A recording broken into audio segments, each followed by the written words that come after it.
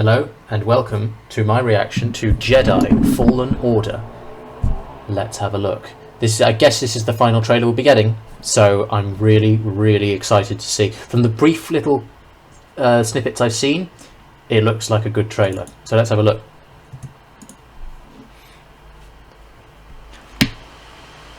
The Ninth Sister. Oh, wow.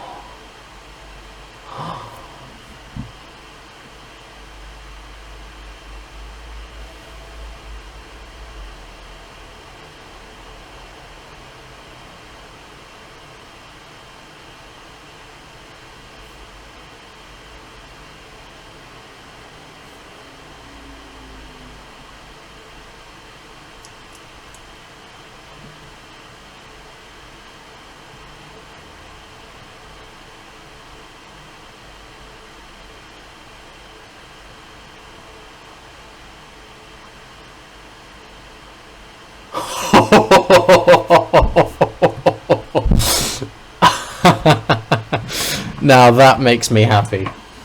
Okay, let's break this down right now. So, from the demo stuff, the recent footage we've seen, we know what this battle is. This is the battle against the Ninth Sister, Masana Tide as she was. You can see she's got her bionic leg there. So, nice to see that. Continuity with the comic books and that. I like how Cal is not afraid, or at least if he is afraid, he's not letting that rule him. He's actually standing and fighting. It tells you so much about his character that he is willing to fight. And it's the whole sort of Force Unleashed idea that I have a problem with. I don't like Starkiller as a character because he is overpowered. It tells me Cal, in his vulnerability and in his willingness to overcome that, and it tells me so much more about him as a person than if Galen Marek does by vaporizing 100 stormtroopers at the press of a button. So that's why Cal is compelling to me. It's because he's mortal, even for a Jedi. Like obviously the Star Wars stories in general try to teach us that the Jedi are just people, they're not superheroes, but even as a Jedi, that holds true for Cal. Yeah, that holds even more true for Cal, who is just a Padawan. And to see him take on this mission, which it would seem is of great importance to the future of the Jedi Order, I just find it inspiring, really. I already admire this character that I barely know, and I'm really looking forward to learning what makes him so special, because I already like him, and I can tell there's special things about his character, and I'm just really looking forward to finding out what they are. Anyway, moving on. Ooh, I get a better look at the leg here. Yeah, okay. it looks pretty cool. I didn't realise Dawutin have like 4 digits. Maybe there's a 5th one behind. Anyway. So you've got a Venator in the background. I'm not sure what he's looking at here. Maybe this is the first mission on Bracca, I think the planet is, the scrapyard. He's with the Scrapper Guild. Okay, now this shot is new. So we've got all these old Venator class Star Destroyers. And is that Acclamator class in the background? Actually, Acclamator, I don't know, that might be different. But so this is where they're scrapping all these old starships. It looks fantastic. And this creature down here, I wonder, is that a creature? Got a probe droid, okay. I can't tell what that is. There's tentacles coming up here. Is that a Sarlacc or something similar? Sarlacc, Blixus, Rathtar, they're all in the same sort of vein, so this could be just a similar creature to that. Interesting. I like seeing new creatures like that. I'd almost rather it be a new creature than one we've seen before, like a Sarlacc.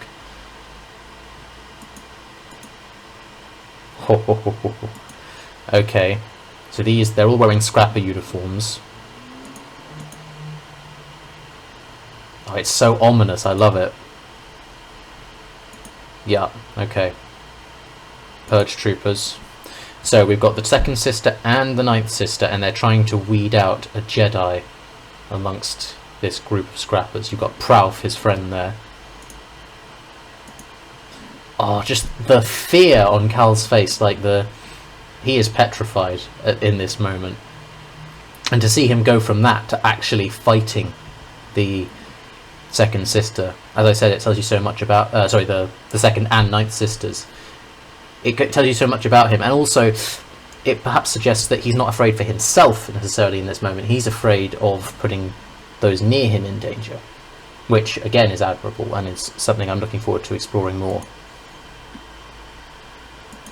Nice. Well, this is another classic shot from the other trailers, but I just love it. I love the saber combat.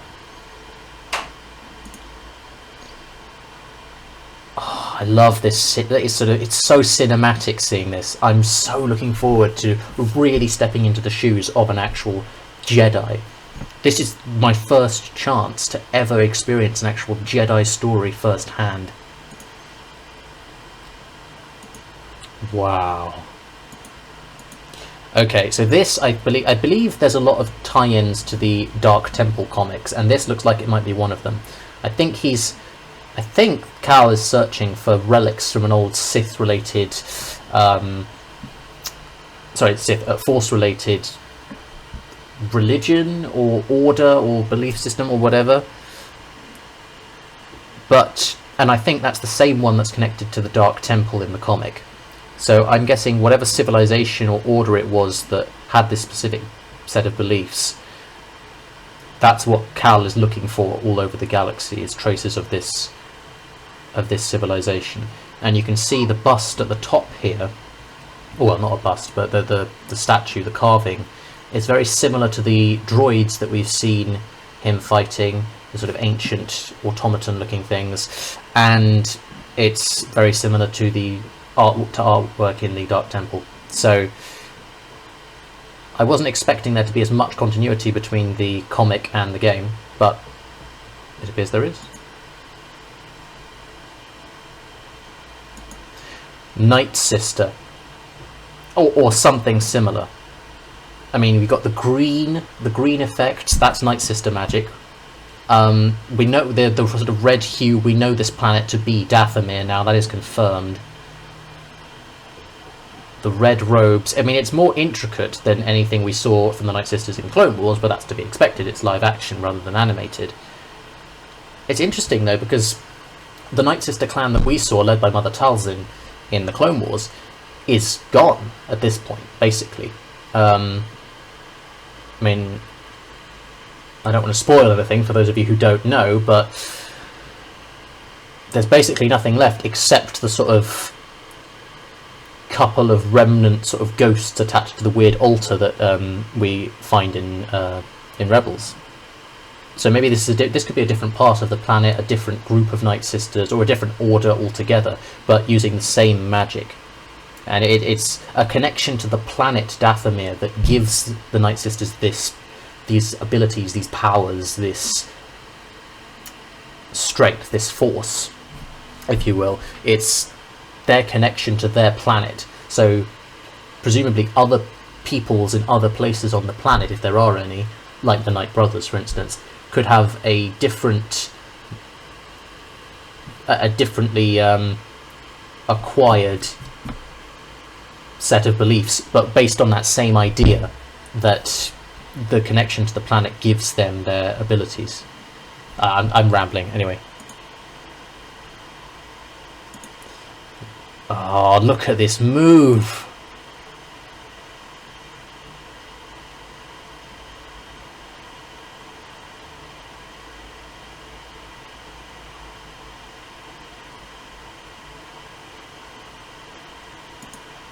We will always struggle. It's the choice to keep fighting that makes us who we are. Now that line is the heart of what Jedi are about, and it rings particularly true with the line Luke says in the Rise of Skywalker trailer, doesn't it? Sorry. Yeah, Luke. Confronting fear. It's the destiny of the Jedi. Your destiny. And that this is the same idea. That it's being selfless and being afraid and doing it. If you'll allow me to quote Doctor Who, being afraid and doing what you need to do anyway, that's courage. That's the Jedi spirit. That's the point. That's the example Jedi need to set for all those around them, and that's what Jedi are worth. Not how many people they can destroy themselves, not what they can do on the battlefield, but what they can inspire others to do by being selfless and being this shining example of selflessness and courage. Yeah. Love it. Absolutely love it. And if we just get a nice last look at Cal's expression, there's not fear on that face. Cal Kestis is one of...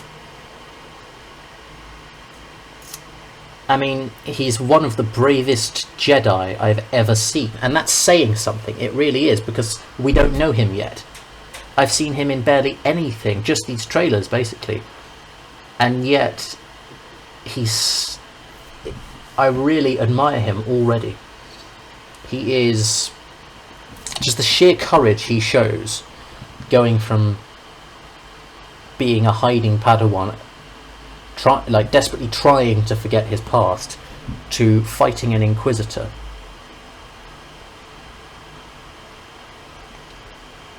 I mean, we've seen that from only, essentially, Kanan. And Kanan's also one of the bravest Jedi I know, but he had his own struggles where he was a teacher as well as being a Padawan who survived himself. Cal is younger, I think. Actually, I guess Cal's not younger. They're probably the same age, but Cal might actually be a bit older. The difference is that we've arrived earlier in Cal's story, and Cal got back into the fight a lot earlier than Kanan did.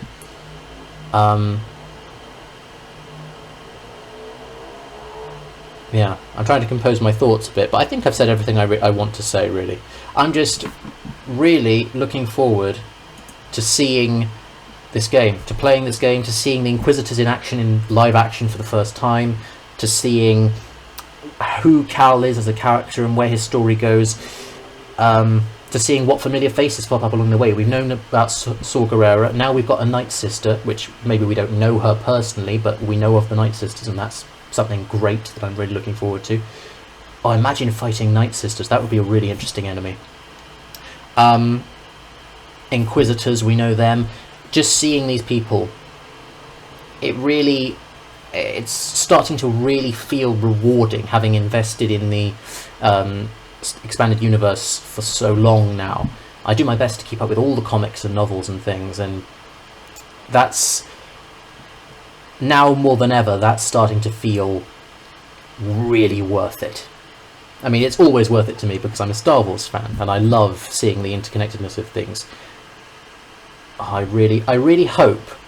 I'm not bothered about Vader, first of all. I want to say that. I don't care if Vader's in this game. In fact, I'd rather he wasn't. There's too much Vader in Star Wars at the moment. Some of you might know what I'm talking about here. But there's just too much of him going around, and it just seems cheap to have him in this game. As an enemy, even as a short hologram in a cutscene. The most high-ranking Darksider I'd like to see is the Grand Inquisitor. Maybe see him in hologram form, giving the second sister her orders, in much the same way that Vader gives the Grand Inquisitor his orders at the in the first episode of Rebels. Have a sort of parallel of that, and much in the same way that the Emperor gives Vader his orders. You see, you have this hierarchy and it goes all the way down. I'd quite like to see that. I'd quite like to see that kind of deal. But yeah, no Vader. I'd like Cal to survive the story. Because I think there's room in Star Wars, in the Star Wars universe for him, easily. And I want to see him get up to other things. I'd quite like him to have an impact going forward, perhaps even in the sequel trilogy. Yeah. for me, a character's worth is not defined by who they are capable of defeating and who they are not. If you see what I mean. That's ridiculous to me. It's about who they are, what the actual things they do, rather than the enemies that they may or may not defeat, if you see what I mean. If Vader were to appear in the game, I would judge Cal based on his willingness to fight Vader, not his ability to defeat him. In the same way that when Ezra fights Vader on Malachor, I admire Ezra. You know, I don't look down on Ezra because I don't cheer Vader on in that scene and think, oh yes, Vader, defeat this child. Just yes, you broke his silly toy lightsaber in half. Yes, okay. I look at it more from Ezra's perspective. Ezra is facing the Dark Lord, a Dark Lord of the Sith, and he's brazen enough to look him in the eye and say, I don't fear you. This 14-year-old has the courage to look at Death Incarnate and say that. And Vader replies with, well, then you'll die braver than most. You know, I judge Ezra based on that, rather than how long he held out, because he didn't hold out long. 3 strikes and he was out. But he was willing to fight, and that's what makes a Jedi. I imagine most of you know this, but there you go. Anyway, so I've rambled long enough and I've got to get going. So thank you for watching this. I hope to be recording my gameplay sessions of this game, so stick around if you'd like to see that. Please subscribe to see my future content. Like the video if you enjoyed it, and leave me a comment if there's anything you'd like to see or anything you'd like to say. Yeah, sorry, I'm still reeling from the wealth of information we just got from this final trailer. Okay, well, check out my other reactions, and I will see you all very soon. May the Force be with you. Hang on, got to turn this off.